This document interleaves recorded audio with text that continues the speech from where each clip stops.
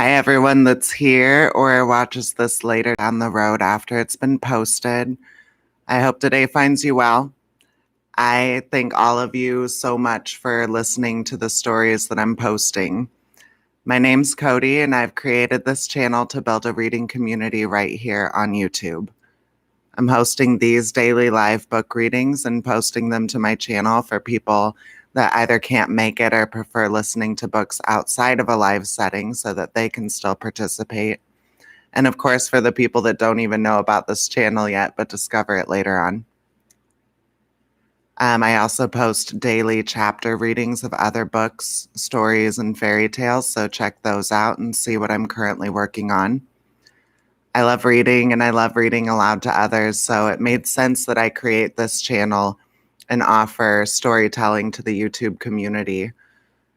Through my channel, I want to bring a spark into people, a love for books, a healthy imagination, and a sense of discovery that can be found within the places that we go through this Storytime channel.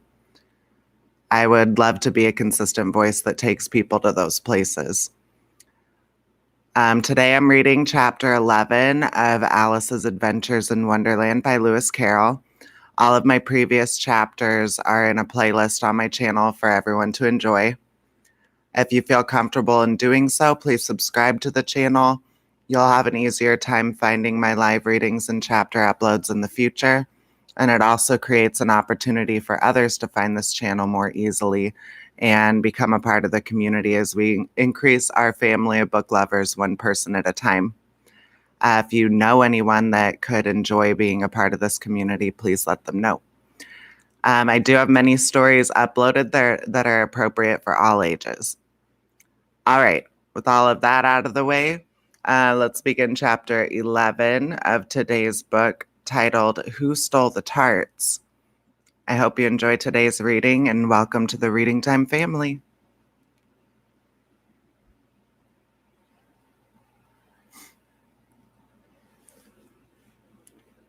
Chapter 11, Who Stole the Tarts?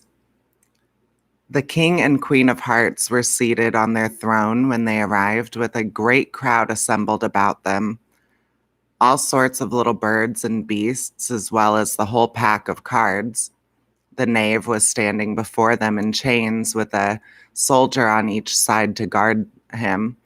And near the king was the white rabbit, with a trumpet in one hand and a scroll of parchment in the other.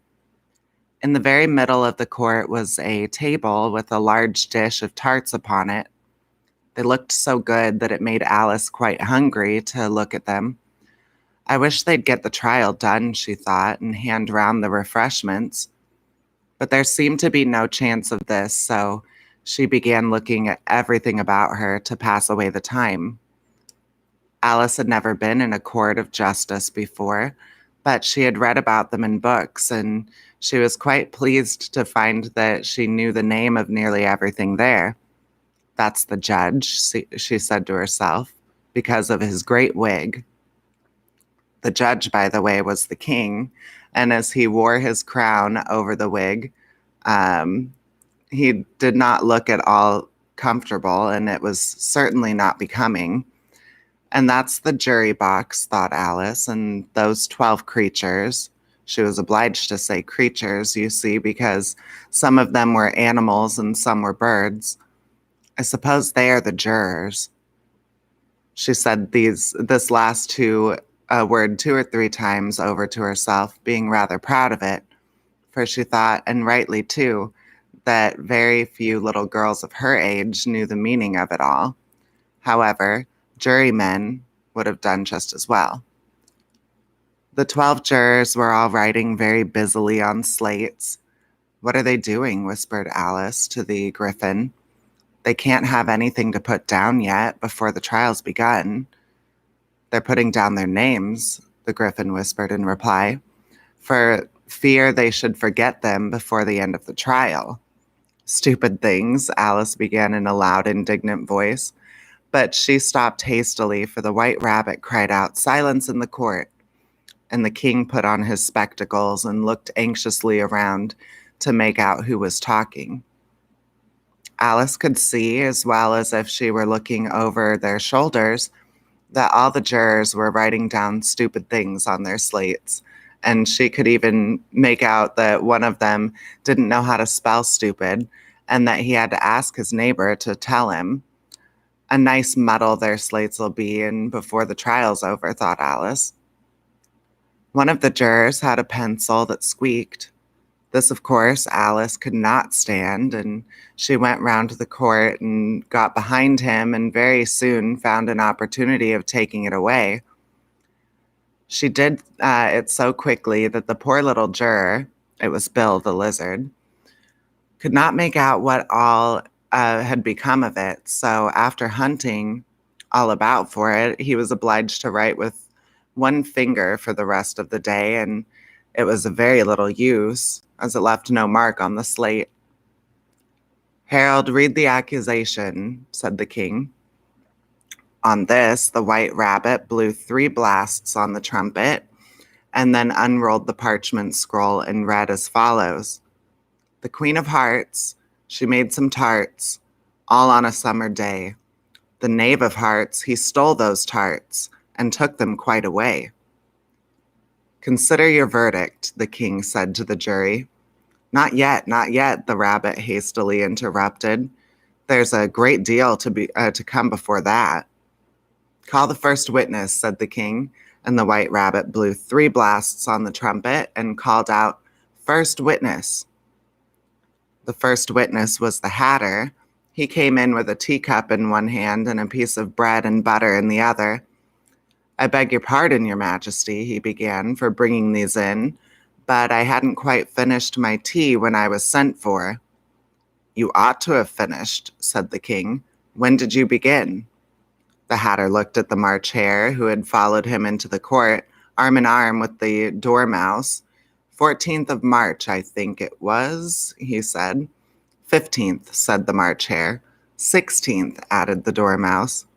"Write that down," the king said to the jury, and the jury eagerly wrote down all 3 dates on their slates and then added them up and reduced the answer to shillings and pence. "Take off your hat," the king said to the hatter. "It isn't mine," said the hatter. "Stolen," the king exclaimed, turning to the jury, who instantly made a memorandum of the fact. "I keep them to sell," the hatter said as an explanation. I've none of my own. I'm a hatter." Here the queen put on her spectacles and began staring at the hatter, who turned pale and fidgeted. "Give your evidence," said the king, "and don't be nervous, or I'll have you executed on the spot." This did not seem to encourage the witness at all. He kept shifting from one foot to the other, looking uneasily at the queen, and in his confusion, he bit a large piece out of his teacup instead of the bread and butter. Just at this moment, Alice felt a very curious sensation, which puzzled her a good deal until she made out what it was. She was beginning to grow larger again, and she thought at first she would get up and leave the court, but at second thoughts, she decided to remain where she was as long as there was room for her. "I wish you wouldn't sneeze so," said the Dormouse, who was sitting next to her. "I can't hardly breathe." "I can't help it," said Alice very meekly. "I'm growing." "You've no right to grow here," said the Dormouse. "Don't talk nonsense," said Alice more boldly. "You know you're growing too." "Yes, but I grow at a reasonable pace," said the Dormouse. "Not in that ridiculous fashion." And he got up very sulkily and crossed over to the other side of the court. All this time, the queen had never left off staring at the hatter, and just as the Dormouse crossed the court, she said to one of the officers of the court, "Bring me the list of the singers in the last concert," on which the wretched hatter trembled so that he shook both his shoes off. "Give your evidence," the king repeated angrily, "or I'll have you executed, whether you're nervous or not." "I'm a poor man, your majesty," the hatter began in a trembling voice, "and I had begun my tea not above a week or so, and what with the bread and butter getting so thin and the twinkling of the tea—" "The twinkling of the what?" said the king. "It began with the tea," said the Hatter. Of course, twinkling begins with a T, said the king sharply. Do you take me for a dunce? Move on. I'm a poor man, the Hatter went on, and most things twinkled after that, only the March Hare said. I didn't, the March Hare interrupted in a great hurry. You did, said the Hatter. I deny it, the March Hare said. He denies it, said the king. Leave out that part. Well, at any rate, the Dormouse said, the Hatter went on, looking anxiously around to see if anyone would deny it too, but the Dormouse denied nothing, being fast asleep. After that, continued the Hatter, I cut some more bread and butter. But what did the Dormouse say? One of the jury asked. That I can't remember, said the Hatter. You must remember, remarked the king, or I'll have you executed. The miserable Hatter dropped his teacup and bread and butter and went down on one knee. I'm a poor man, your majesty, he began. You're a very poor speaker, said the king. Here, one of the guinea pigs cheered and was immediately suppressed by the officers of the court. As that is a rather hard word, I will just explain to you how it was done. They had a large canvas bag which tied up at the mouths with strings, so that this slipped the guinea pig head first and then sat upon it. I'm glad I've seen that done, thought Alice. I've so often read it in newspapers at the end of trials. There was some attempt at applause, which was immediately suppressed by the officers of the court, and I never understood what it meant till now. If that's all you know about it, you may stand down, continued the king. I can't go no lower, said the Hatter. I'm on the floor as it is. Then you may sit down, the king replied. Here the other guinea pigs cheered, and the other guinea pig cheered and was suppressed. Come, that finished the guinea pigs, thought Alice. Now we shall get on better. I'd rather finish my tea, said the Hatter with an anxious look at the queen, who was reading the list of singers. You may go, said the king, and the Hatter hurriedly left the court without even waiting to put his shoes on. And just take his head off outside, the queen added to one of the officers. But the Hatter was out of sight before the officers could get to the door. Call the next witness, said the king. The next witness was the Duchess's cook. She carried the pepper box in her hand, and Alice guessed who it was, even before she got into the court, by the way the people near the door began sneezing all at once. Give your evidence, said the king. Shan't, said the cook.